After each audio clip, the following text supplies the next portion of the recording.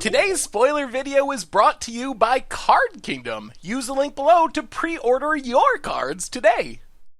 Hello everyone, it's Seth, probably better known as Saffron Olive, and it's time for another daily dose of War of the Spark spoilers. And today, kind of a weird, light-ish day. We still have a bunch of cards to come over the next few days before we get the full set on Friday, but today we got a rare or two, a mythic to talk about, one lower rarity Planeswalker, so not a huge day number-wise, but some sweet cards nonetheless, which means we should probably jump right into it. Before we do, a quick reminder, if you enjoy these daily spoiler videos, it would be amazing of you if you could take a second, click that subscribe button down at the bottom of your screen. It's a great way to support the channel and the site for free.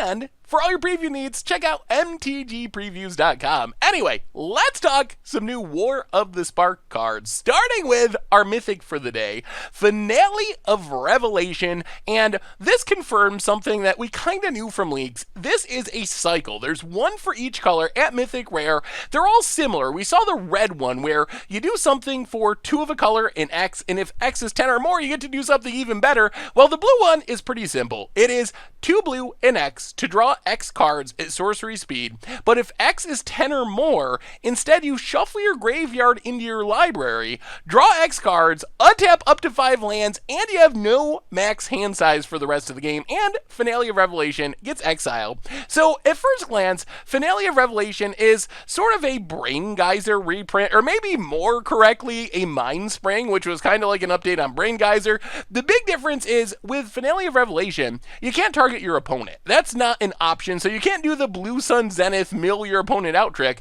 However, you can draw a lot of cards. The rate on this is reasonable. If you pay, let's say, 6 mana, you're going to draw 4 cards. That's not bad. If you pay 4 mana, you're going to draw 2 cards. That's like half of a Chemister's Insight.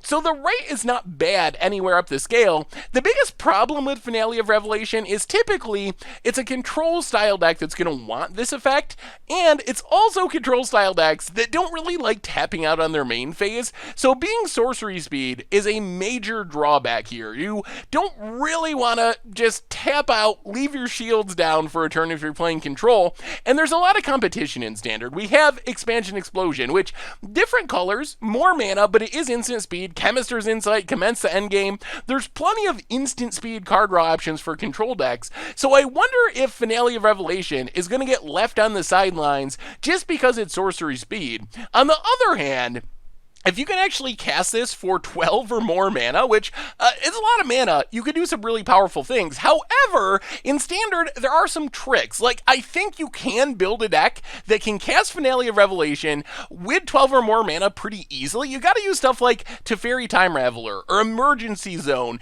to be able to cast Finale at instant speed. Then you can do the Wilderness Reclamation trip, tap, untap, use all your mana to cast a huge Finale, and you don't even have to discard to hand size because of Finale, as long as you can get it up with X higher than 10. So is this going to be a top tier strategy? Are we going to see people trying to build like 3-piece Wilderness Reclamation combo decks to cast Finale Revelation? Probably not, because you already have Expansion Explosion, which is just like a 1-card combo with Wilderness Reclamation and cuts out a lot of the middle pieces to make the combo work, but you can make it happen. Regardless, I think where this card really shines is going to be Commander. This feels like an easy Commander staple, because in Commander, there's a lot of big mana running around. That's kind of a theme of Commander. Every deck is playing Gilded Lotuses and Hedron Archives and Worn Power Stones and whatever, ways to double up your mana. So in Commander, it's very possible to cast this for X equal 10 or greater, and then it's a massive swing, because you're not going to mill out. You're going to have no maximum hand size, both powerful. You get to untap some lands to use your mana right away. Maybe you could use High Tide and use it as a combo piece. That's another possibility. So I feel like Finale of Revelation, it's sort of okay for Standard. It's probably going to come in behind other options since it's a sorcery, but in formats like Commander, maybe Legacy High Tide, then Finale of Revelation has a lot of potential, because if you can cast it for 12 or more mana and get that 10 or more ability, then this card is actually pretty busted. Next on our list, and oh my lord, talk about Commander staples. I guess today is like Commander Day on Daily Spoilers. Casualties of War. So this card, it is 6 mana in the Golgari colors, sorcery speed, choose one or more, destroy target artifact, creature, enchantment, land, or planeswalker. And this card, it is really powerful in a format like Commander. So the comparisons here, kind of like Decimate, except a massively improved Decimate. The problem with Decimate is you have to have a target for each artifact, creature, enchantment, or land, so there's times when it's going to get stuck in your hand. Also similar to Windgrace's Judgment in Commander in specific, except you add in more mana, you got to cast it as a sorcery, but you can hose one person more specifically, which is nice, and you can hit more things in general. Like Windgrace's Judgment, 4-player Commander game, you get to blow up each opponent's best thing, so that's 3 permanents. Casualty of War can be a 5-for-1 if you hit every piece of the puzzle. As far as Standard is concerned, maybe it has a chance. 6 mana sorcery speed is asking a lot, but how many things do you need to hit for this to be worth it? Like, if you hit 3 things, if you can get creature, land, an artifact, or enchantment, is that going to make it worth it in Standard?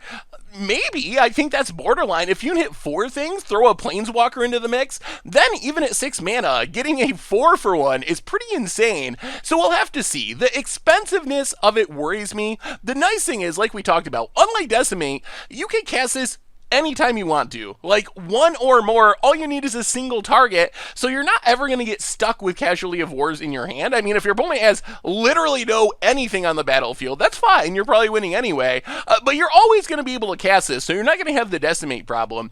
I feel like, though, this is just an auto-include in every Commander deck in its colors. I feel like it's just too powerful not to play, because in Commander in specific, unlike other formats, almost every deck is going to have powerful lands, like Cabal, Coffers, or whatever, combo-y big mana lands. Almost every deck is going to have good enchantments, Mirari's Wake, etc., etc. Almost every deck is going to be playing artifacts, mana rocks, things like Gauntlet of Power to double up their mana. So you are going to very easily be hitting 4 things with Casualty of War consistently in Commander, and it's not going to be that uncommon that you get the true 5-for-1 with someone having a Planeswalker out as well. So I feel like Casualty of War, maybe it's too expensive for Standard. It is certainly powerful. It really depends on the matchup. Like I said, if you hit 3 things, I think it's in the conversation. That's 2 mana for each thing you kill. If you hit 4 things in Standard, then this card is great. If you're getting 1 or 2 things, that's not as exciting. So we'll see what the metagame looks like. If we have decks that have this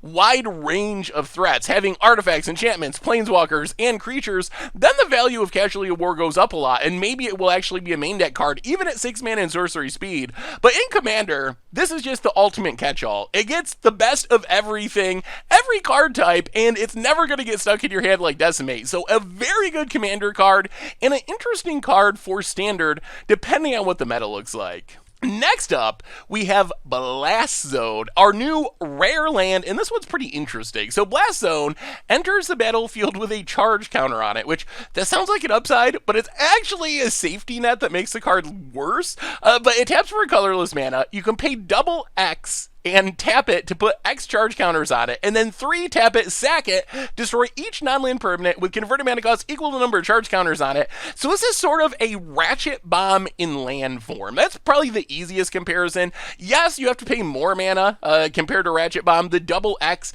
does take a bit to charge up, 3 to sacrifice it, so there is an expense attached. However, remember, this is coming in your land slot. So the opportunity cost is way lower.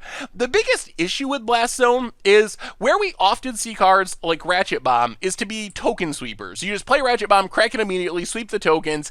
Blast Zone can't do that very easily because that's where that charge counter is actually a drawback rather than an upside. Having it enter with a charge counter means you can't just play Blast Zone, pay 3, sack it, wipe away all the tokens. So I believe that was intentional from Wizards as a way to prevent that from happening. So it's not a good answer to tokens, which is a little bit weird, although it is still a potentially powerful effect. And if you want to go really deep, you can build a way to make it kill tokens. Use like Hex Parasite or Vampire Hexmage or Soul Diviner, which another new card that we'll talk about more in a minute. But you can try to remove the counter from it if you want to get tokens. But I expect that most decks aren't going to put in the work. Blast Zone, you want it to be good on its own, not a combo piece that you need extra support with to make it work. However, the card is still very strong attached to a land, and it's especially powerful attached to a land because a lot of decks have ways to find lands. In Modern, we have Primeval Titans, we have Expedition maps, we have crop rotations going on in Legacy, and Blast Zone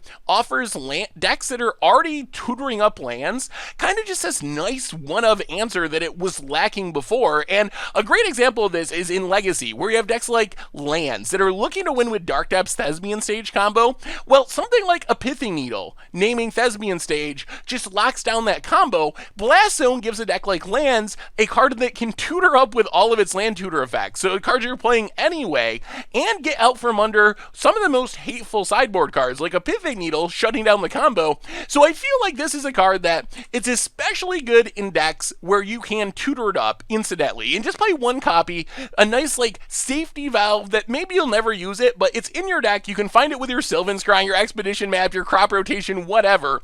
Also great in Commander for that reason, that has a lot of land tutoring. So really low opportunity cost. The other place it's exciting is just kind of for free value in monocolored decks, or decks that even care about colorless lands, like an Eldrazi deck that actually needs colorless mana. Then you're kind of free rolling this, because you want colorless mana anyway. It comes into play on tap, so the downside is very minimal in a deck like that. And in maybe like a mono blue control deck or something, the value is nice. Like, it's slow, but if the game goes long, it gives you a powerful mana sink. In theory, with enough mana, or enough mana over enough turns, you can be killing Teferis with this, uncounterably, from your land slot and other big permanents like that. So I think Blast Zone, it's a very powerful colorless land. It's a little safer than you think, thanks to entering with a charge counter and not killing tokens easily, but still, it's on a land! It's a way to blow up a whole bunch of stuff on a land, which is incredibly powerful.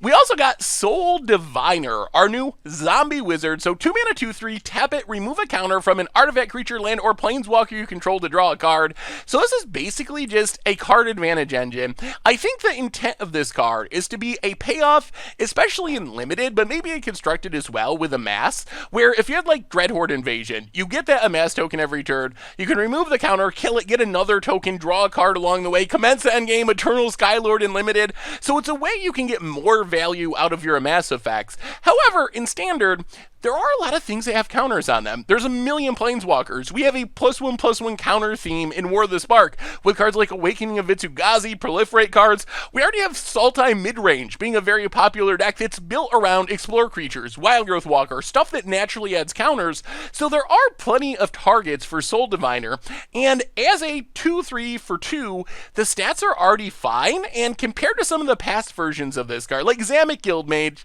kind of has a similar mechanic, but you gotta pay 2 mana. Being able to use Soul Diviner for free is a big deal. Azure Mage actually saw play in Standard, paying 4 to draw a card. Yes, it's repeatable, but it was like a control mirror breaker. Mystic Archaeologist hasn't caught on yet, but it could catch on eventually. So I think that the freeness of Soul Diviner is the biggest upside, and I don't know if this is a main deck card. Maybe it's a main deck card in like Zombies, but in a deck like Sultai Midrange that naturally has a lot of counters, or something with a bunch of Planeswalkers, this seems like a really interesting sideboard card for slower, grindy matchups, where being able to remove a counter from your Jadelight Ranger, your uncommon Planeswalker, to draw a card and potentially do that every turn, that is awesome. In the slower matchups, you don't really care about the number of counters on your Hydroid Crosses. You'd rather have a 5/5 Crosses and another card in your hand than a 6/6 Crosses and no additional card. So it seems pretty easy to build a deck to take advantage of Soul Divider. Like I said, I think it shines in the slower matchups. So it might be a sideboard card that you bring in those grindy mid-range control slogs, but a very powerful effect. Anytime you see a 2-drop that essentially says, if you're in the right deck, tap and draw a card, that's worth taking note of. That is a lot of free card advantage, repeatable card advantage. So I think that while limited in the number of decks it can fit in, Soul Diviner can be very strong in the right shell. Finally today, we have an uncommon Planeswalker, Huatli, Heart of the Sun. So 3 mana Selesnya hybrid, 7 starting loyalty, so 1,000,000 loyalty. Each creature you control deals combat damage equal to its toughness rather than its power. Then you can -3 to gain life equal to the greatest toughness among creatures you control. So Huatli, it's pretty simple. It's very similar to Hyler, a Planeswalker version of Hyler. Also can fit into like an Arcades strategy. The main reason I'm excited about this is while Arcades is really fun and really good, the problem is Arcades needs you to have defenders. Its ability only works with defenders. Hyler just cares about toughness, so you can't really play non-defender high toughness creatures in your Arcades deck, but High Alert is fine with that. Huatli is more on the High Alert side, so now we have 8 copies of High Alert, essentially, that we can play with non-defender creatures, so I think that's kind of exciting, and we have some high toughness stuff, like Looming Aliosaur, gonna be a 4 mana 7/7 Conqueror's Galleon. I mean, not that you really want to do this, but it's a 10/10 for 4 if you could crew it. Surge Bear, a 5/5 for 2 that also gets to loot when you get in for damage, so maybe we'll see a Toughness Matters deck, some sort of like Bant Toughness Matters, now that we have Huatli and High Alert going. And we don't have to like shoehorn in defenders just to work with Arcades. We have redundancy even without Arcades, so that's pretty sweet. Also, if you're playing Commander and playing like Doran or another Toughness Matters deck, this is an easy card to just slot in, give you a little bit more redundancy, like Assault Formation to back up your Doran. The -3, I think you normally don't activate it. I think this is a Planeswalker you just want to sit out with high loyalty, but if you're in that mono-red matchup and you're going to die to burn spells or something and really need the life, it's nice to have the option to sort of cash in your Huatli to gain, I don't know, 7 life here, potentially really huge chunks of life. So Huatli, very clearly, super niche. You gotta be playing Toughness Matters deck.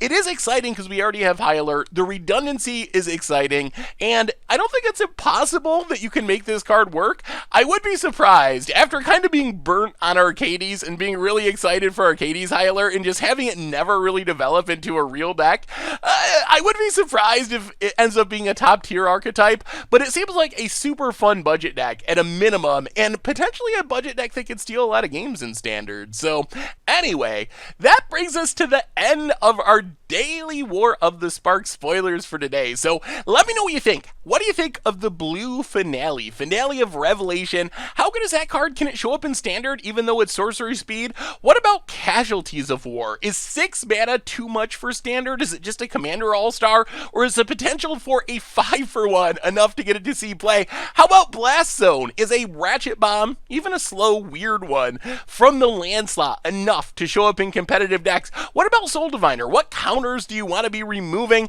How about the new Huatli? Can Toughness Matters be a thing in Standard? Let me know what you think in the comments. Thank you so much for watching. I hope you enjoyed the video, and I will talk to you soon. Thanks for watching the video. If you enjoyed it, help us out by clicking that like button down below. And to keep up on all the latest and greatest, click that subscribe button. And don't forget to hit that bell icon to get alerts whenever we have new videos. And if you want to, check out some of our other sweet videos here and here.